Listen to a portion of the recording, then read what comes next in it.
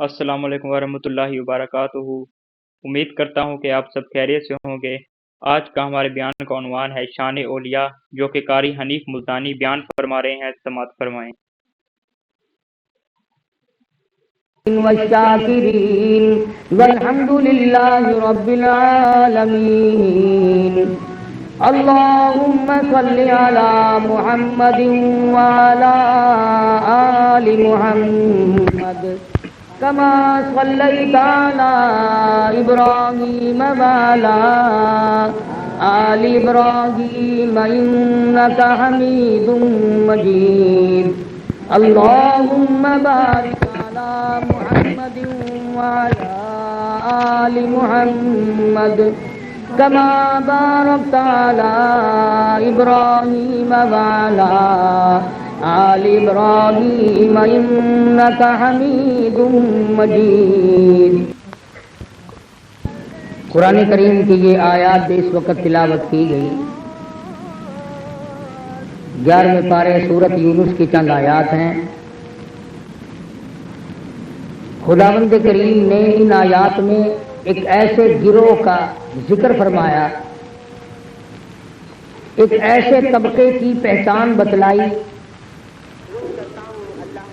ایک ایسی جماعت کی شناخت بتلائی جن کو ہم سب کی زبان میں اولیاء اکرام رحمہم اللہ علیہ مجمعین کہتے ہیں۔ ولی کے لفظی معنی دوست کے ہیں، وارث کے ہیں۔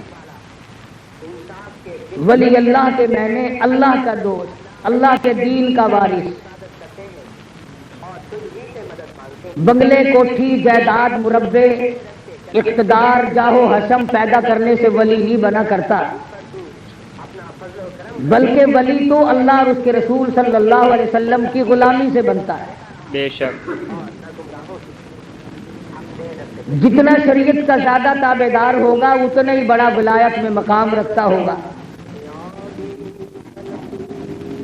ہمارے یہاں یہ دیکھنا تو لوگوں نے چھوڑ دیا کہ شریعت محمدیہ صلی اللہ علیہ وسلم کا تابع دار ہے کہ نہیں۔ ہم پیچھے پڑ گئے کرامتوں کے،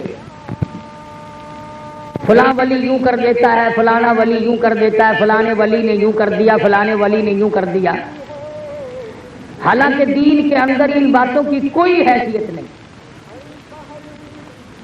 کوئی حقیقت نہیں ان باتوں کی کہ ولی ہو اور اس سے کسی کرامت کا ظاہر ہونا ضروری ہے۔ بے شمار ولی ایسے ہیں کہ ان سے ایک بھی کرامت صادر نہیں ہوئی، اور انہوں نے ساری عمر اللہ اللہ کرنے میں گزار دی۔ چلو تم اگر میری بات نہیں مانتے اور میری بات تمہیں اچھی نہیں لگتی تو اپنے اس استاد کی تو مانو جس کو سارا جہان ڈاکٹر اقبال کہتا ہے کہ سبب تو جس کو خود سمجھتا ہے زوال بندے مومن کا بے زری سے نہیں۔ سبب تو جس کو خود سمجھتا ہے زوال بندے مومن کا بے زری سے نہیں۔ جہاں میں تیرا جوہر جو آشکار ہوا قلندری سے ہوا ہے تونگری سے نہیں۔ وہ کہتا ہے کہ اللہ اللہ کرنے سے مقام بنتے ہیں، خدا کا ذکر کرنے سے، اللہ کو یاد کرنے سے آدمی کا مرتبہ بلند ہوتا ہے، نہ کہ کرامتیں دکھاتا پھرے جب ولی بنتا ہے۔ مگر رسم و رواج کے مقابلے میں، ماحول کے مقابلے میں ایسے لوگوں کی بات بھی کوئی نہیں مانتا۔ تھوڑی سی بات مل گئی اسے لے کر کے دوڑ گئے اور اسی پر عمل کرتے رہے، اسی پر سارا عمر بسر کر دی، یہ تو کوئی حقیقت نہیں۔ قرآن کریم نے ولیوں کی پہچان بتلائی، ولیوں کی شناخت بتائی۔ فرمایا الا ان اولیاء اللہ لا خوف علیہم ولا هم یحزنون۔ خبردار وہ لوگ جو اللہ کے دوست ہیں، ان کو دنیا اور آخرت میں کوئی حزن و ملال نہیں، کوئی پریشانی نہیں۔ الہ العالمین ان کی کوئی پہچان بتا، ان کی کوئی شناخت بتا۔ جس سے ہم لوگ ان کو پہچان سکیں، ان کا انتخاب کر سکیں۔ فرمایا الذین آمنوا وکانوا یتقون، فرمایا ولی کی سب سے پہلی علامت یہ ہے وہ خود ایماندار ہوتا ہے، بڑا زبردست پرہیزگار متقی ہوتا ہے۔ سبحان اللہ۔ وہ تو اتنا بڑا پرہیزگار بنتا ہے۔ علماء اکرام نے لکھا ہے کہ بزرگ کے واقعات میں ان کے سامنے ہندوانا لا کے رکھا گیا، اللہ والے نے ہاتھ میں ہندوانا لیا، چاقو لے لیا، پوچھنے لگے علماء اکرام سے بتاؤ ہندوانا توڑ کر کھانا سنت ہے یا کاٹ کے کھانا سنت ہے؟ علماء اکرام نے جواب دے دیا ہمیں اس بارے میں کوئی علم نہیں۔ اللہ والے نے ہندوانا واپس رکھ دیا، فرمانے لگے اگر توڑ کے کھاؤں تو ڈر ہے کہیں کاٹ کے کھانا سنت نہ ہو، اور اگر کاٹ کے کھاؤں تو ڈر ہے کہیں توڑ کر کھانا سنت نہ ہو۔ میں ایسے کام سے کو پیچھے ہی ہٹ جاتا ہوں جس کے بارے میں میرے آقا حضرت محمد الرسول اللہ صلی اللہ علیہ وسلم کی سنت مجھے معلوم نہیں۔ سبحان اللہ۔ یہ جتنے بھی ولی گزرے ہیں انہوں نے، میں قسمیہ کہتا ہوں، ایک نے بھی سنت کا ترک نہیں کیا۔ رات ہو، دن ہو، صبح ہو، شام ہو، یہ لوگ سنت پہ عمل کرتے تھے، اور سنت پہ عمل کیے بغیر ولایت ہو بھی نہیں سکتی۔ کیوں؟ سرکار مدینہ صلی اللہ علیہ وسلم کی جوتیوں کے صدقے میں تو ولایت ملتی ہے۔ وہ لوگ تو مدینے کی راہ لیتے ہیں اور اپنے آپ کو مدینے کی شریعت کے سامنے قربان کر دیتے ہیں۔ امیر ہو، غریب ہو، چھوٹے ہو، بڑے ہو، مرد ہو، عورت ہو، کوئی بھی ہو، ساری کی ساری زندگی قرآن و سنت کی روشنی میں معلومات کر کے اس کے مطابق گزارتے ہیں۔ اتنا پرہیزگار ہوتا ہے ولی مولانا مظفر حسین کاندھلی رحمت اللہ علیہ۔ دلی جانا چاہتے ہیں کاندھلے سے اونٹ پہ سوار ہو کر، سامان دکھلا دیا یہ میرا سامان ہے، میں خود سوار ہوں گا۔ ایک آدمی آ کے کہتا ہے مولانا یہ رکا میرا دلی ایک کاغذ کا پرزہ ایک آدمی کو پہنچانا ہے۔ مولانا فرمانے لگے بیٹھ جاؤ، اونٹ والا آئے گا، میں اس سے پوچھوں گا جتنا سامان میں نے تجھے اس کو دکھا دیا ہے اور اپنا بتا دیا ہے اس سے زیادہ وہ ایک کاغذ کے پرزے کا وزن رکھنے کی اجازت دیتا ہے کہ نہیں؟ اگر میں نے اس کی اجازت کے بغیر اپنی جیب میں ایک رکا کاغذ کا رکھ لیا تو بے ایمانی ہوگی۔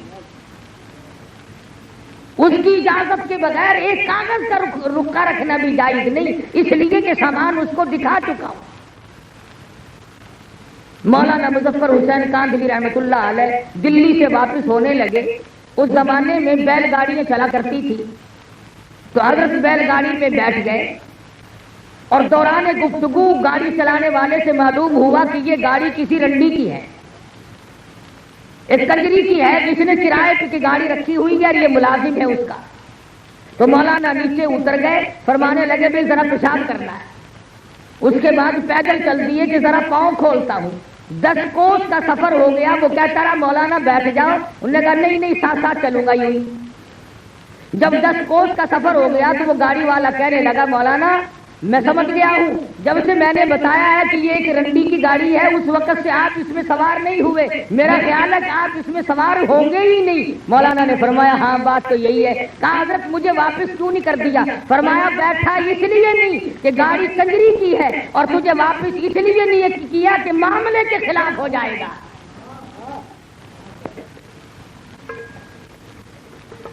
کس قدر تقویٰ ہوگا ان لوگوں کے پاس جو اپنی زندگی کے ایک ایک لمحے میں اللہ اور اس کے رسول کی شریعت مقدسہ کا لحاظ کرتے تھے۔ امام ابو حنیفہ رحمت اللہ علیہ بہت بڑے جلیل القدر بزرگ ہیں، اللہ والے ہیں، امام ہیں، 53 حج اپنی عمر میں ادا فرمائے، اور کئی حج ایسے ہیں گھر سے لے کر بیت اللہ تک پیدل گئے پیدل آئے۔ سبحان اللہ۔ مگر تقوی کا یہ عالم ہے۔ بغداد شہر میں سخت دھوپ پڑ رہی ہے، ایک مکان ہے بہت بڑا، اس کی چھاؤں میں جانور بیٹھے ہیں، آدمی دھوپ میں آرام کر رہے ہیں اور حضرت والا دھوپ میں کھڑے ہیں۔ کوئی واقف آدمی آیا، کہنے لگا حضرت جی پسینے میں شرابور ہو، کپڑے بھیگ گئے، یہ بلا کی دھوپ پڑ رہی ہے، دوپہر کا وقت ہے، آپ یہاں سائے میں کھڑے ہو جائیں، آپ دھوپ میں کیوں کھڑے ہیں؟ سبحان اللہ، فرمانے لگے جس کے مکان کا یہ سایہ ہے، جس کے مکان کی یہ چھاؤں ہے، میں نے اس مکان والے سے قرض لینا ہے، ڈرتا ہوں اس کی کسی چیز سے فائدہ اٹھایا سود نہ ہو جائے۔ کتنا تقویٰ تھا ان حضرات کا۔ امام احمد بن حنبل رحمۃ اللہ علیہ بہت بڑے جلیل القدر ولی ہیں۔ خادم کو ایک اور بات میری یاد رکھنا، نفل پڑھنے سے بھی ولی نہیں بنتا، معاملات کے اندر ثابت قدمی ہو تب ولی بنتا ہے۔ میں اگر ساری رات نفل پڑھوں اور صبح اٹھ کر کے 100 روپے کسی سے ٹھگی کے مار لوں، میرے نفلوں کا کیا بنا؟ میں رات دن قرآن کریم کی تلاوت کروں اور صبح اٹھ کر کسی کا حق غصب کر لوں تو میری تلاوت کا کیا بنا؟ اصل بات معاملے کی ہے۔ امام احمد بن حنبل رحمۃ اللہ علیہ جیسا جلیل القدر آدمی، جس نے اللہ کی قرآن کے لیے 2 سال تک مسلسل درے کھائے، خادم کو بھیجا کہ بازار سے دال لے آ۔ وہ 1 پیسے کی ذرا سی دال لایا کرتا تھا۔ اس دن ایسا موقع بنا کہ جب لینے کے لیے کٹورا لے کر خادم دال لینے بازار میں آیا تو کئی دال بیچنے والے بیٹھے تھے۔ ایک نے کہا پیسے کا 1 چمچہ، دوسرے نے کہا پیسے کے 2 چمچے، تیسرے نے کہا پیسے کے 3 چمچے، چڑھتے چڑھتے 5 چمچوں پہ چلے گئے تو وہ کٹورا بھر کے لایا 1 پیسے کا۔ میرے جیسا ہوتا تو بسم اللہ پڑھ کے غصے لگاتا کہ اچھا وہ زیادہ مل گئی۔ تو امام احمد بن حنبل رحمۃ اللہ علیہ نے پوچھا کہ پیسہ تو 1 دیا تھا، یہ اتنی ساری دال کیسے آ گئی؟ خادم کہنے لگا حضرت مزے آ گئے، دال بیچنے والوں کا مقابلہ ہو گیا، اپنا کام بن گیا۔ ان کی ضد لگ گئی آپس میں، اس نے کہا 2 چمچے، اس نے کہا 3 چمچے، اس نے کہا 4 چمچے، میرا تو کٹورا بھر گیا۔ امام احمد بن حنبل رحمۃ اللہ علیہ فرمانے لگے یہ دال میرے کھانے کی نہیں، یہ کاروبار تو نہ ہوا، یہ سودا تو نہ ہوا، یہ تو چڑ بازی اور ضد بازی کا سودا ہے، یہ دال واپس کر کے آ۔ ضد میں آ کر اس نے خسارہ اٹھایا، گھاٹا برداشت کیا دال بیچنے والے نے۔ ہم جیسا ولی نہ پہنچا۔ وہ دلی میں کسی نے آواز دی کہ آنا روٹی دال مفت، تو یوں ہاتھ کر کے کھڑا ہو گیا، انہوں نے کہا روٹی پلے رکھ، دال ہی کھلا دے مجھے تو بس۔ مفت کی چیز کو بڑے تلاش کرتے پھرے ہیں۔ اس نے کہا تھا روٹی کے ساتھ دال مفت ملے گی، کہ آنا روٹی دال مفت، انہوں نے کہا لاؤ دال ہی پلا دو بس۔ امام نے دال کو واپس کیا تو وہ خادم دال لے کے واپس گیا، کہنے لگا میرے بزرگ نے یہ دال واپس کر دی۔ واپس کے ضد باز کہنے لگے اگر واپس لے لی تو بازی ہار جاؤ گے۔ دکاندار آپس میں کہنے لگے بازی ہار جاؤ گے۔ انہوں نے لی نہیں، وہ پھر واپس آیا۔ اب تو چاہیے تھا نا کہ لا یار بیٹھ کے اپنا رگڑا چڑھاؤ، نہیں لی تو نہیں صحیح۔ مگر امام احمد بن حنبل رحمۃ اللہ علیہ فرمانے لگے مسجد کے دروازے پہ کھڑے ہو جاؤ اور یہ اعلان کرو 1 پیسہ احمد بن حنبل کا لگا، دکانداروں کی ضد بازی ہوئی، یہ دال ہے کسی نے لینی ہو تو لے جاؤ۔ علماء کرام نے لکھا ہے 2 دن 2 رات تک آواز لگاتا رہا، کوئی اس دال کے لینے والا نہ ملا۔ کیسے نیک لوگ ہوں گے، کتنا حلال کھاتے ہوں گے، ان کے پیٹ میں کتنے حلال کے لقمے جاتے ہوں گے کہ تھوڑے سے صبح والی چیز کے لینے والا بغداد شہر میں کوئی نہیں ملا۔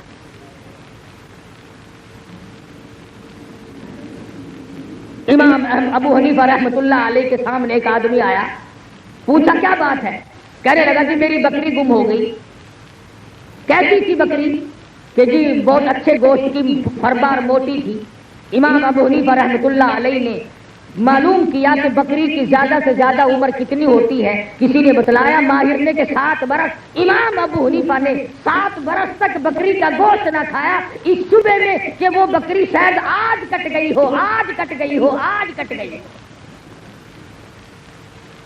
تقویٰ اور پرہیزگاری اس کا نام ہے۔ کپڑے کی تجارت کیا کرتے تھے امام صاحب، ایک تھان میں کوئی نقص تھا، ملازم نے پوری گٹھڑی کا سودا کر دیا، اب وہ چلی گئی۔ امام صاحب نے پوچھا کہ اس میں ایک تھان تھا، اس میں نقص تھا، تم نے وہ بتایا اسے؟ کہنے لگا جی میں تو بھول گیا بتلانا۔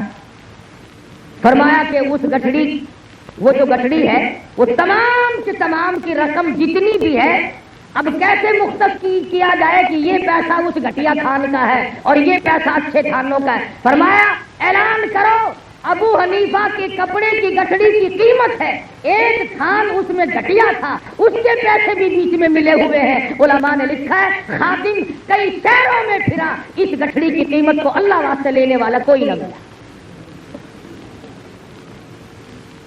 آج تو ہمیں سود کے پیسے لا دیں آپ، جزاک اللہ جزاک اللہ، لاؤ جی لاؤ جی لاؤ جی لاؤ جی، کون پوچھتا ہے کہ کیسے کما کے لائے؟ فرمایا الذین آمنوا وکانوا یتقون، وہ لوگ جو ایماندار ہیں، پرہیزگار ہیں، اپنی زندگی کو پرہیزگاری کے تحت گزارتے ہیں، خوف خدا ان کے ملحوظ خاطر ہے، صبح کو ڈرتے ہیں، شام کو ڈرتے ہیں۔ ان کی علامت یہ بھی ہے والذین یبیتون لربہم سجدا وقیاما، وہ لوگ اللہ والے ہیں جن کی راتیں، جن کی تمام تر ساتیں اللہ اللہ کرنے میں، خصوصاً پچھلی رات ان کی مصلی پہ گزرتی ہے۔ سبحان اللہ۔ آج تو معمولی قسم کا آدمی اللہ اللہ کرنے کے لیے تیار نہیں، آج مزدور اللہ اللہ کرنے کے لیے تیار نہیں، آج معمولی سا ملازم خدا کو یاد کرنے کو تیار نہیں، آج تھوڑا سا زمین کا مالک، کچھ کاروبار کرنے والا تاجر اللہ کو یاد کرنے کے لیے تیار نہیں۔ ایک وقت ایسا تھا ہندوستان پر پوری حکومت ہے، ہندوستان کا حکمراں بھی ہے اور اپنے زمانے کا ابدال بھی ہے۔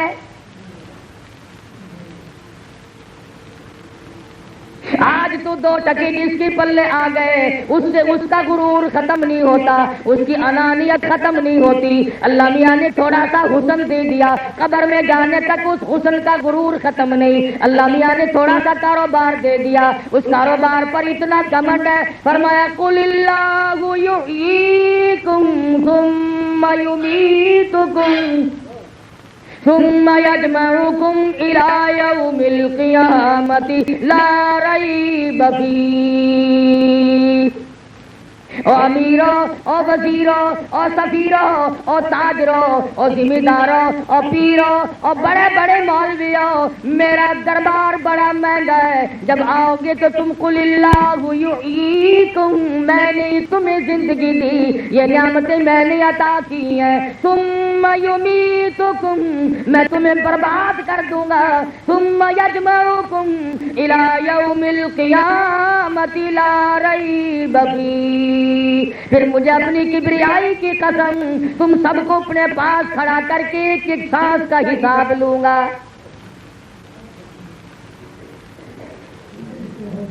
اب تو نہ معلوم میرے اور تیرے دل کو کیا ہو گیا، ہماری آنکھوں کو کیا ہوا، ہمارے دماغ کو کیا ہو گیا۔ خدا کی قسم ایک ولی کی تمہیں بات سناؤں حیران ہو جاؤ گے، خواجہ قطب الدین بختیار کاکی، سب کہہ دو رحمت اللہ علیہ، رحمت اللہ علیہ، بہت بڑا ولی ہے۔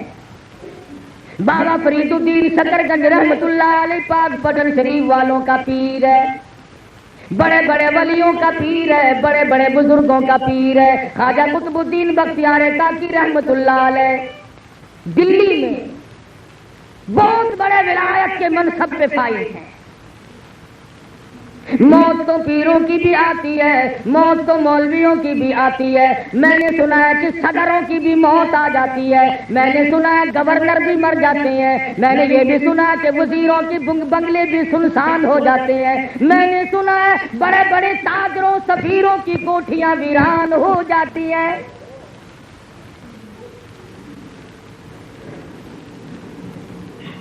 تھوڑی بہت سی ملکیت کی تو کیا بات ہے، روئے زمین کے مالک چلے گئے، زمین اتنوں کو کھا گئی اور کبھی ڈکار نہ لی، اربوں خربوں انسان زمین میں کھپ گیا۔ خواجہ قطب الدین بختیار کاکی رحمت اللہ علیہ کا آخری وقت آیا، وصیت نامہ لکھا۔ ہمارے یہاں کے وصیت نامے اس قسم کے ہوتے ہیں، چھوٹی کوٹھی چھوٹی بیوی کی، بڑی کوٹھی بڑی بیگم کی، فلاں رقبہ فلاں لڑکے کا، فلاں کار فلاں کی۔ ہم تو یہی لکھیں گے نا، اور ہم نے کیا لکھنا ہے؟ اصل تو لکھنے کی نوبت ہی نہیں آتی، گول مول دھڑم کر کے بہت آتی ہے، فرصت ہی نہیں لکھنے کی۔ اور لکھے گا تو وہ جس کو موت کا یقین ہو، جس کا یہ خیال ہو کہ میری موت آئے گی۔ میرا تیرا تو یہ خیال ہے کہ ہم نے مرنا ہی نہیں، جو زمین میں چلے گئے موت ان کو الاٹ تھی، ہم کیوں مرے؟ اللہ پاک فرماتے ہیں اور تم تو کیا ہو، تم سے بڑے بڑے آئے اور جب میں نے ان کو جھٹکا دیا کیوں نہ کر سکے؟ یہ کیونکہ ولی تھے، وصیت نامہ لکھ دیا، میرا جنازہ وہ جنازہ پڑھانے کی شرطیں لکھ ماری۔ پہلی شرط یہ ہے میری نماز جنازہ وہ آدمی پڑھائے، وہ آدمی میرا جنازہ پڑھا سکتا ہے جس میں 4 شرطیں پائی جائیں۔ میرا نماز جنازہ ہر آدمی نہ پڑھائے، ہر کوئی میرے جنازے کے لیے کھڑا نہ ہو، وہ آدمی پڑھائے جس میں 4 شرطیں پائی جائیں۔ پہلی شرط یہ ہے جب سے اس نے ہوش سنبھالا میرے جنازے کے وقت تک اس کی ایک وقت کی بھی، ایک دن کی بھی، ایک نماز بھی جماعت کے بغیر نہ ہوئی ہو، ساری عمر میں کبھی تکبیر اولیٰ فوت نہ ہوئی ہو، بیماری میں، دکھ میں، درد میں، سفر میں، حضر میں، کسی وقت میں بھی، کسی پریشانی میں بھی، کیسی تکلیف کیوں نہ ہو، ایک وقت کی بھی جماعت کی نماز اس کی ترک اور قضا نہ ہوئی ہو۔ پہلی شرط نماز جنازہ پڑھانے کی ہے۔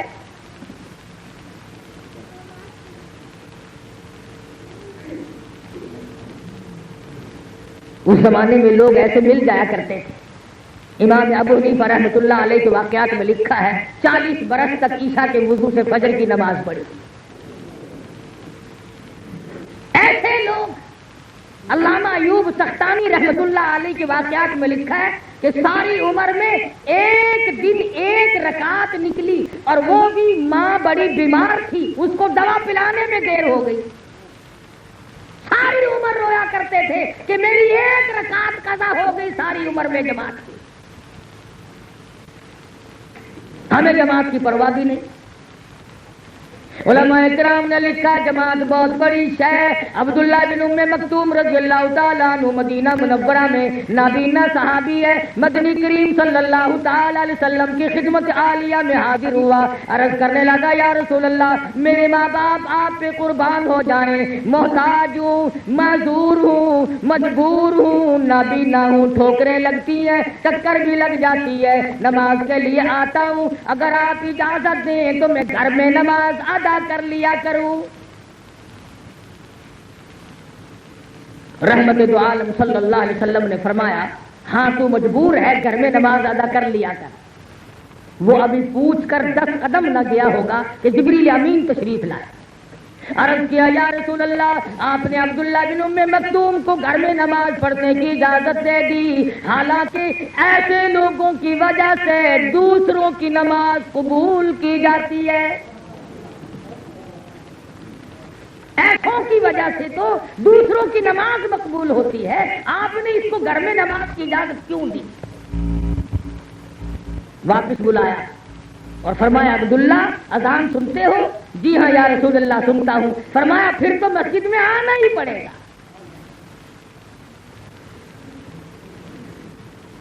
जमात की नमाज तो क्या पढ़ेंगे, हमें सही महीनों में जुमा पढ़ने की भी तौफीक नहीं। कई लोग जुमे में भी चलाकी मारते हैं, खुतबे में आ जाएंगे, जमात आखिरी रकात में आके रल जाएंगे और अपने दिल में ख्याल करता है कि मैंने जुमा पढ़ लिया, तुझे ये मालूम नहीं कि घाटा कितना पड़ा। उलमा इकराम ने लिखा है खुतबे की अज़ान होते ही वो फरिश्ते जो दरवाजों पे खड़े होते हैं वो अपने कागजात को बंद करके खुतबा सुनने बैठ जाते हैं, जुमे की फहरिस्त में तेरा नाम ही नहीं, तेरा नाम ही नहीं।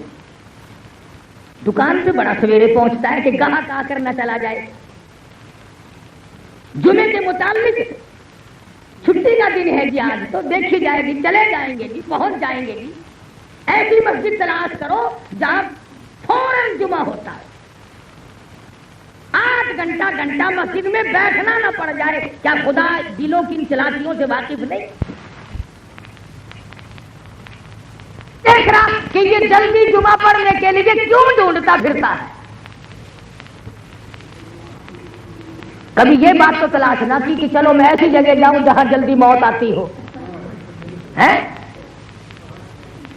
ऐसी जगह तो कोई तलाश करने नहीं गया। चलो मैं तो गुनाह ही कर रहा हूं, जितना जीऊंगा गुनाह ही करूंगा, हम तो जल्दी मरते हैं। नमाज में जल्दी, जुमे में जल्दी, दीन के काम में जल्दी, और दुनिया को कहता है संवार के करो, संभाल के अच्छी तरह से करो काम।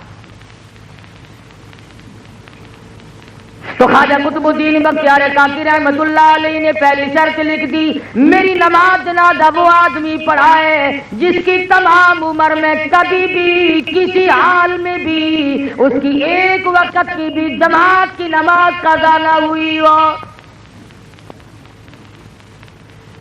फरमाया दूसरी शर्त यह है, मेरी नमाज जनाजा वो आदमी पढ़ाए जिसकी तमाम उम्र में कभी भी बीमारी में, सफर में, कभी भी किसी हाल में भी असर की सुन्नत कज़ा न हुई हो। अब ये वली है, देखो क्या क्या शर्तें अपने जनाजे के लिए लिख रहा है। फरमाया मेरी नमाज जनाजा वो आदमी पढ़ा सकता है जिससे फर्ज तो क्या, वाजिबात तो क्या, जरूरी नमाज तो क्या, असर की सुन्नतें जो नफिल के दर्जे में अब वो भी कभी उससे कज़ा न हुई हो। फरमाया तीसरी शर्त यह है, मेरी नमाज जनाजा वो आदमी पढ़ा सकता है, ऐसा आदमी मेरी नमाज जनाजा पढ़ाए जिसकी सारी उम्र में कभी भी किसी हाल में भी तहज्जुद की नमाज कज़ा न हुई हो। इसलिए कि तहज्जुद की नमाज को खास दखल है विलायत के साथ, अम्मन हुआ कानितुन आना अल्लैल साजिदन व काइमन यहज़रुल आखिरत व यरजू रहमत रब्बी। सारी सारी रात सजदों में गुजार दे, अल्लाह के हुजूर में गुजार दे। और फरमाया तहज्जुद वाली क्यों ना पढ़े, नबी को हुक्म हो रहा है, या अय्युहल मुज़्ज़म्मिल कुमिल लैल इल्ला कलीला निस्फहु अव इंकुस मिन्हु कलीला। और काली कमली ओढ़ने वाले उठो और मेरे सामने खड़े होकर कुरान की तिलावत करो। नबी को खुदा हुक्म देता है कि रात को उठकर मेरी याद कर। वली सारी रात इबादत में गुजारता है। हमारे जमाने के बाद पीर से पूछो ना, हजरत की नमाज नहीं पढ़ दे, आखिर मैं मदीने पढ़ के आंदा, मैं मदीने पढ़ा है, रोटी इथू रगड़दा है, सारे खाने ते पीने ते पहनने ते सारा रगड़ा इथों चाड़दा है ते नमाज मदीने पढ़दा है। ख्वाजा कुतुबुद्दीन पीर है, वलियों का वली है, बहुत बड़ा बुजुर्ग है, कहता है मेरी नमाज जनाजा वो आदमी पढ़ाए जिसकी सारी उम्र में एक दिन की भी तहज्जुद की नमाज कज़ा न हुई हो। یہ 3 شرطیں جو تھی یہ تو تقوی کی تھی، اللہ اللہ کرنے کی تھی، نماز جماعت کی، عصر کی سنتیں، تہجد کی نماز یہ تو کرنے کی تھی، اور 4تھی شرط ان سے بھی مہنگی ہے، 4تھی شرط ان سے بھی زیادہ مہنگی اور گرم ہے اور بہت زیادہ سخت ہے۔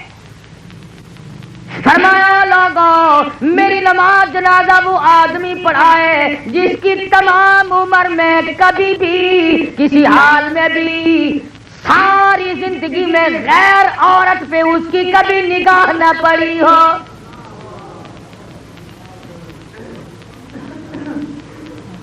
میری نماز جنازہ وہ آدمی پڑھائے جس نے ماں، بہن، بیٹی، بیوی کے سوا 5ویں عورت کو نگاہ سے نہیں دیکھا۔ یہ مسئلہ سب سے زیادہ مشکل ہے، انتہائی مشکلات میں سے ایک یہ مسئلہ مشکل ہے کہ کوئی غیر عورت کو نہ دیکھے۔ تم اگر نہ دیکھنے کی کوشش کرو گے تو وہ ٹکر مارتی ہے، کرے کیا؟ بچ کے کیسے جاؤ گے؟ بعض بے وقوف لوگوں کو کہتے ہوئے سنا، ہمارے گھر کے تو بہت سیانے اور ہوشیار ہیں کہ اپنے بھی میرے بھی کپڑے خود ہی لے آتے ہیں، گھر کا سودا پتہ بھی خود ہی لے آتی ہے۔ کیا انسانیت ہے؟ یہ مردانگی ہے؟ تیرا کیا مرد پڑا ہوا؟ عورت کی کمائی کھا کے گزارا کرنے والا کبھی مرد ہو سکتا ہے؟ ڈوب کے مر جانا چاہیے ایسے مرد کو جو عورت کی کمائی کھاتا ہو۔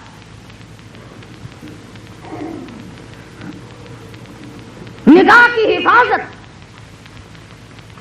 مدنی کریم صلی اللہ تعالی علیہ وسلم کے زمانے سے صحابہ کرام میں اتنی تھی، یہودی عیسائی دین کے اگرچہ دشمن تھے مگر اپنی جوان بیٹیوں کو، جوان بہنوں کو سال 2 سال کے لیے تجارت کے لیے جاتے تھے، مسلمانوں کے گھر میں چھوڑ جاتے تھے۔ خدا کی قسم کبھی کسی مسلمان پہ جھوٹا الزام بھی نہیں لگا،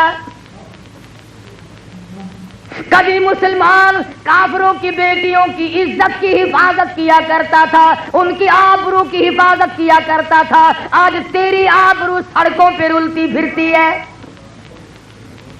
آج تیرا دیوالیہ نکل گیا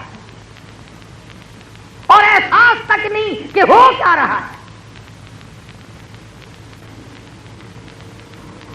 مصر کے کمانڈر نے، فاروق اعظم رضی اللہ تعالی عنہ کا زمانہ اور دور ہے، مصر کے کمانڈر نے خط لکھا فاروق اعظم کو کہ حضرت ایک بہت بڑی مشکل آ پڑی، ایک بہت بڑی پریشانی آ پڑی، اس کا علاج لکھو، میں تو بڑا پریشان ہوں۔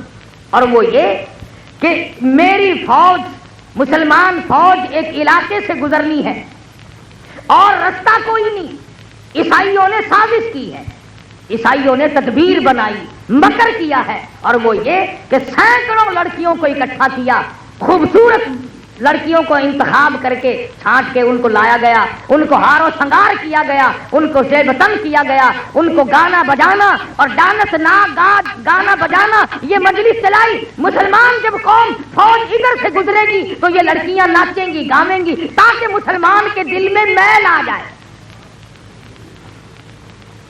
اور مسلمانوں کافر کا بھی عقیدہ ہے کہ اگر مسلمان کے دل میں میل آ گیا تو اس کا بیڑا غرق ہو جائے گا،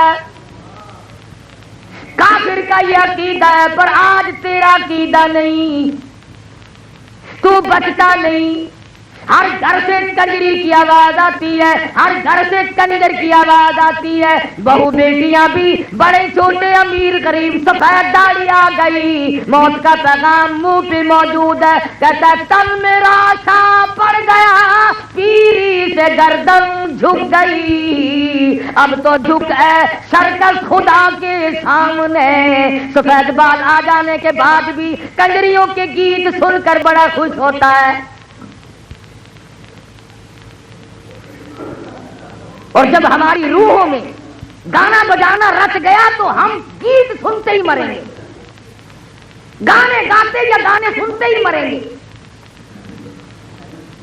مصر کے کمانڈر نے فاروق اعظم کو لکھ دیا، اللہ والے میں بڑا پریشان ہوں، فوج کے لیے دوسرا راستہ کوئی نہیں، عیسائیوں نے بڑی سازش کی ہے، کہیں مسلمان قوم کا بیڑا غرق نہ ہو جائے۔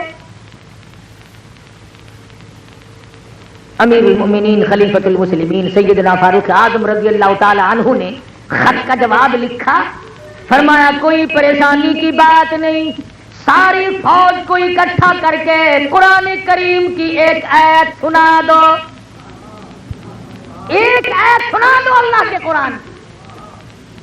فاروق اعظم کا یہ عقیدہ پوری فوج کو ایک آیت کافی ہے، آج عوام اور حکام کو سارا قرآن کافی کوئی نہیں۔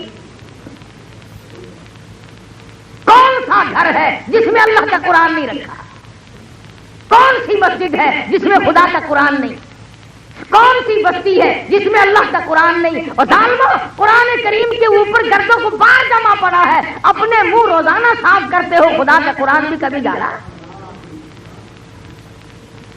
برتنوں کی صفائی، بستروں کی صفائی، گھر کی صفائی روزانہ کی جاتی ہے، اور خدا کے قرآن کو پورے سال ہاتھ لگانے والا کوئی؟ کمانڈر کو خط لکھ دیا فاروق اعظم رضی اللہ تعالی عنہ نے کہ ایک آیت مسلمان فوج کو اکٹھا کر کے سنا دو۔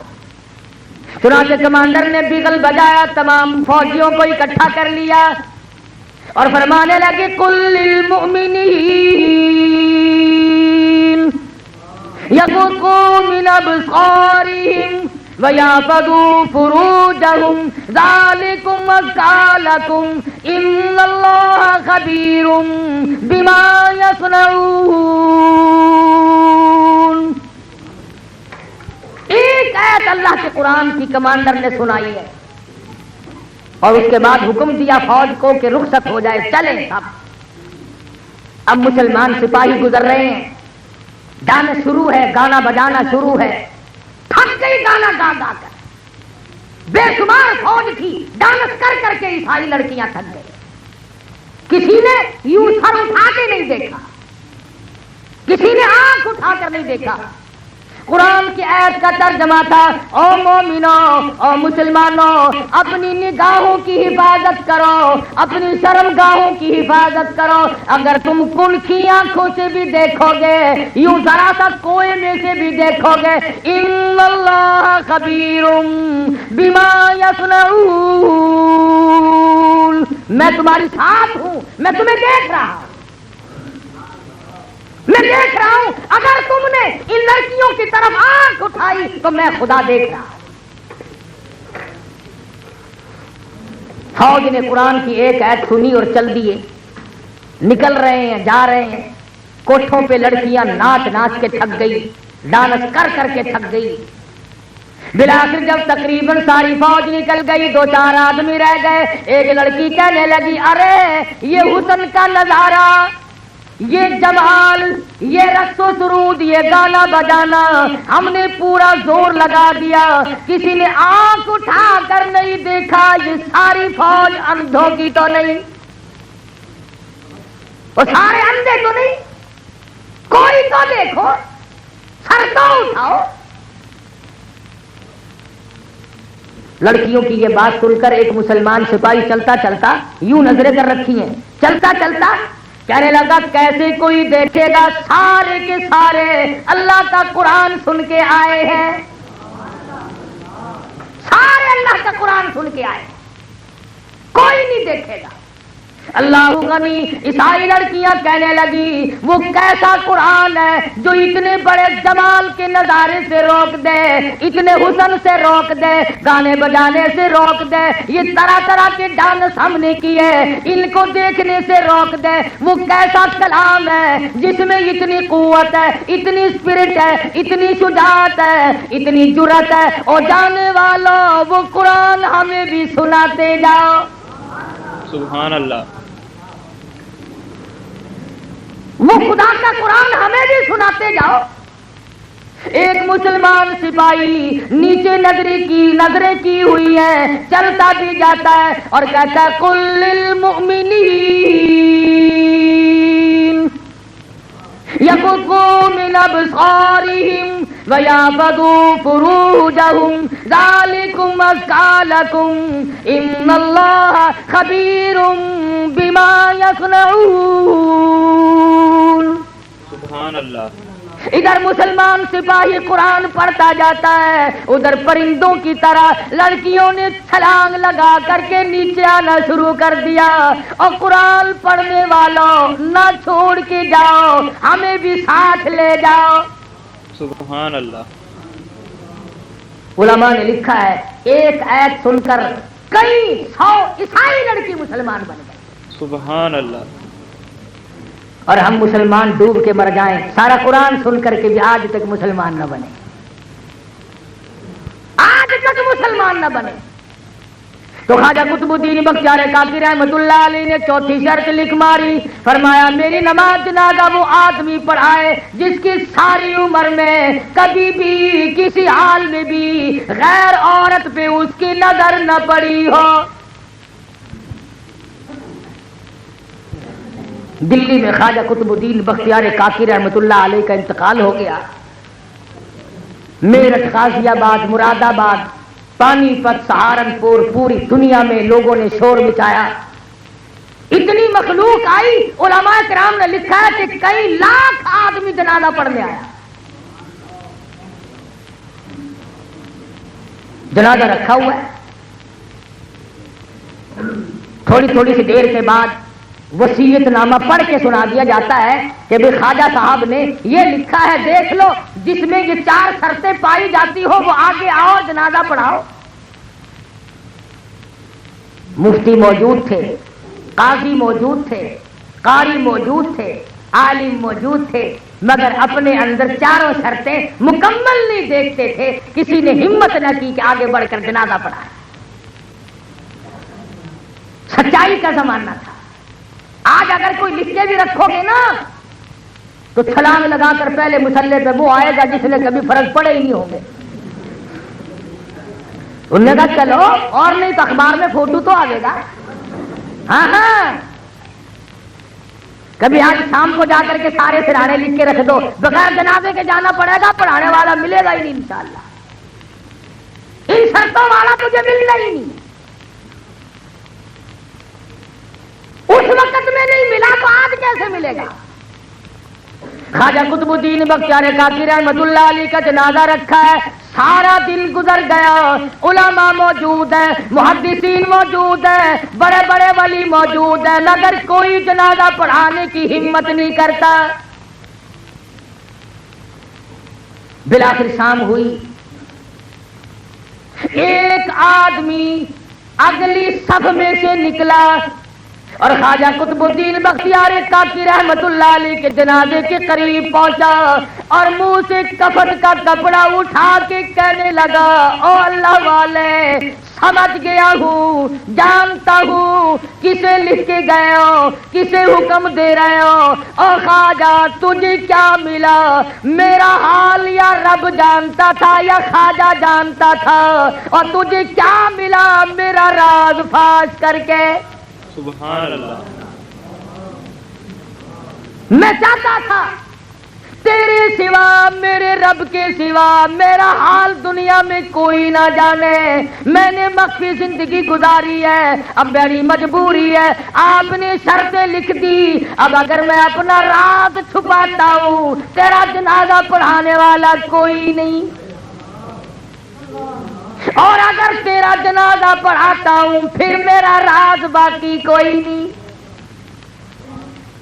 یا میرا راز کھلتا ہے یا پھر تیرا جنازہ رہتا ہے۔ او خواجہ تجھے کیا ملا؟ خود رخصت ہو گئے، مجھے دنیا والوں کے سامنے رسوا کر گئے۔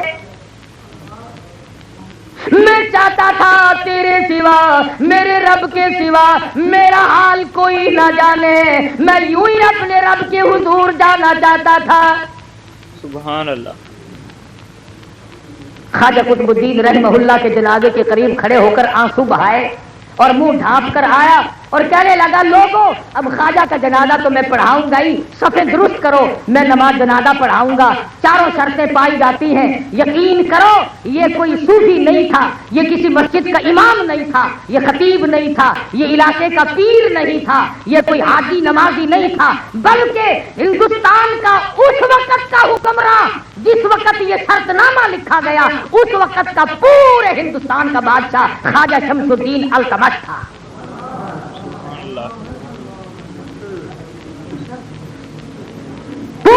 ہندوستان کا حکمراں اور ساری عمر میں ایک جماعت کی نماز نہ گئی، بادشاہ ہو اور تہجد کی نماز قضا نہ ہو، بادشاہ ہو اور عصر کی سنتیں کبھی نہ چھوٹی ہو، بادشاہ ہو اور بہن بیٹی اور بیوی اور ماں کے سوا کبھی عورت نہ دیکھی،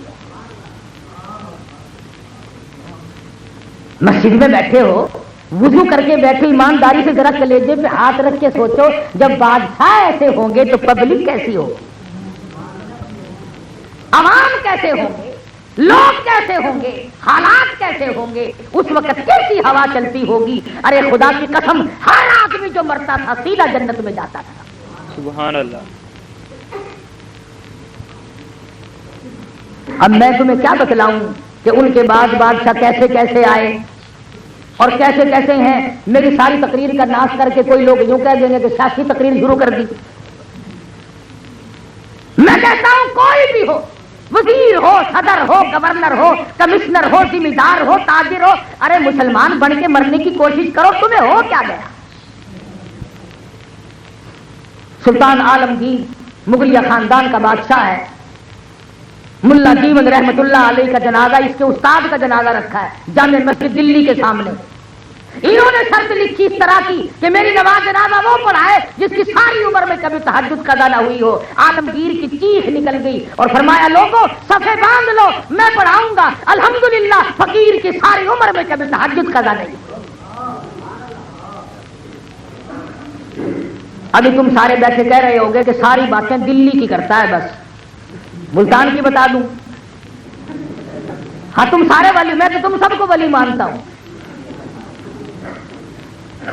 حافظ جمال صاحب کا مزار ملتان میں ہے، حافظ جمال رحمہ اللہ کا مزار ہے نا، تاریخ شاہد ہے ملتان کی کہ حافظ صاحب نے یہی دو شرطیں لکھی، میری نماز جنازہ وہ پڑھائے جس کی عصر کی سنتیں ساری عمر میں کبھی نہ چھوٹی ہو اور تہجد کبھی قضا نہ ہوئی ہو۔ یہ ملتان شہر کی تاریخ گواہ ہے۔ صبح رات کو انتقال ہوا، سارا دن جنازہ لیے بیٹھے رہے، کوئی جنازہ پڑھانے کی جرت نہیں کرتا۔ شام ہو گئی، ایک شخص آیا، اس کے پیروں پہ گرد و غبار پڑا ہوا تھا، کپڑوں پہ گرد و غبار تھا، ایسا معلوم ہوتا تھا کہ دور کا مسافر پیدل چل کے آیا۔ جنازے کے قریب کھڑا ہو کے کہنے لگا صفے درست کرو، میں جنازہ پڑھاؤں گا، صفے درست کرو، میں جنازہ پڑھاؤں گا حافظ جمال کا رحمہ اللہ۔ میرے تیرے جیسے دوڑے، وہ جی سرکار جنازہ تو پڑھاؤ گے، شرطوں کا پتہ ہے؟ شرطیں بڑی سخت ہے، ورنہ صبح سے کم سے دفنا کے فارغ بھی ہو گئے ہوتے، ہم یوں ہی لیے بیٹھے، سارا دن گزر گیا۔ جناب پتہ نہیں کہاں سے آئے چل کے جنازہ پڑھانے لگ گئے۔ فرمانے لگے الحمدللہ جب سے میں نے ہوش سنبھالا آج تک فقیر کی تہجد قضا نہیں ہوئی۔ فرمایا آج تک جب سے میں نے ہوش سنبھالا ہے دیگر کی عصر کی سنتیں میری قضا نہیں ہوئی۔ او اللہ والے تو کون ہے؟ فرمانے لگے میں خیر پور ٹاما والی سے چل کے آیا ہوں، ذات کا کمبھار ہوں، خدا بخش میرا نام ہے۔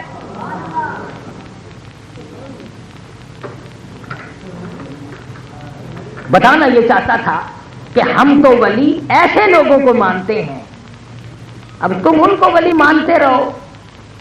لڑکی کا لڑکا بنا دیا، لڑکے کی لڑکی بنا دی، چمٹے والا پیر، طبلے والا پیر، ہارمونیم والا پیر،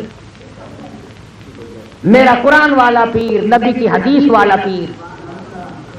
حضرت مولانا خواجہ خان محمد صاحب دامت برکاتہ میرے پیر و مرشد ہیں، خان کا سراجیہ والے۔ خدا کی قسم مجلس میں بیٹھ کے تو دیکھ، اللہ یاد آ جائے۔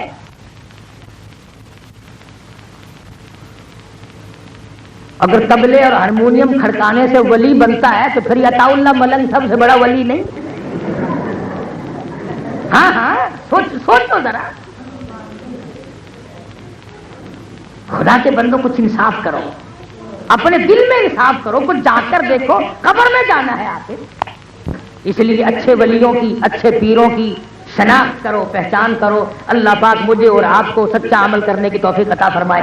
وآخر دعوانا ان الحمدللہ رب العالمین۔ اللہم صلی وسلم مزید قاری حنیف ملتانی کے بیانات سننے کے لیے ہمارے چینل کو سبسکرائب کریں۔ اللہ حافظ۔